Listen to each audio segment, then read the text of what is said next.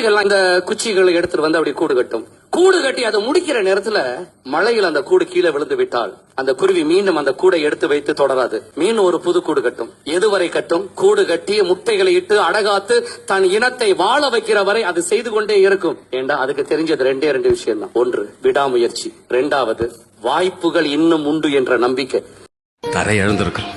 இழப்பதற்கு ஒன்றுமே இல்லை, ஆனா அடைவதற்குரிய பொன்னுலகம் ஒன்னு இருக்குதுன்னு சொல்லுவாங்கல்ல, அந்த பொன்னுலகம் எங்க இருக்குதுன்னே தெரியாது.